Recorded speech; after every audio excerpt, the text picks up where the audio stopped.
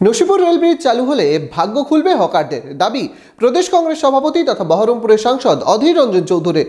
বহরমপুরে railway hawkers ইউনিয়নের সম্মেলনে যোগ দিয়ে হকারদের ঐক্যবদ্ধ হওয়ার ডাক অধীরের। মনোবীক্ষণ পলিক্লিনিক, চিকিৎসার জগতে এক দশক। এখন এখানে সব বিষয়ে ডাক্তারবাবু এক ছাদের তলায়।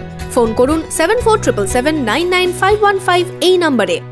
আর কিছুদিনের মধ্যে চালু হবে নসিপুর রেল ব্রিজ। এই ব্রিজ চালু হলে উপকৃত হবেন হকাররা। তার আগে বহরমপুরের রেলওয়ে হকার্স ইউনিয়নের সম্মেলনে যোগ দিয়ে হকারদের ঐক্যবদ্ধ হওয়ার ডাক দিলেন সাংসদ অধীর চৌধুরী। রবিবার বহরমপুর স্টেশন সংলগ্ন এলাকায় হয় সম্মেলন। লালগোলা শিয়ালদা ডিভিশনের হকাররা সম্মেলনে যোগ দেন। এদিন অধীর চৌধুরী জানান, তিনি হকার ও স্টেশন সংলগ্ন এলাকায় ব্যবসায়ীদের পুনর্বাসনের জন্য রেলের সাথে কথা বলেছেন। আগামী কিছুদিনের মধ্যে নসিপুর রেল ব্রিজ চালু হবে। পেশাগত কারণে সকলকে ঐক্যবদ্ধ হতে হবে। এখানে টোটো আছে, অটো আছে, ট্রাক আছে, বাস আছে, শ্রমিক যেখানে সেখানে ট্রেড ইউনিয়ন থাকা দরকার।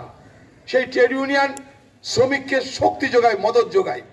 যেমন আজকে এখানটায় রেলের কর্তৃপক্ষ হয়তো আগামী দিনে বলবে অনেক কিছু এখানটার নতুন করে ভাঙতে গড়তে অনেক কিছু বলতে পারে।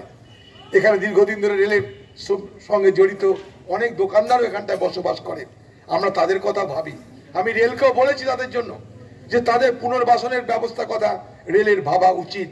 এতদিন ধরে তারা রুটি রুজি করছে, হঠাৎ করে সবকিছু ভাঙচুর করে দিলে তাদের রুটি রুজিতে হাত পড়বে।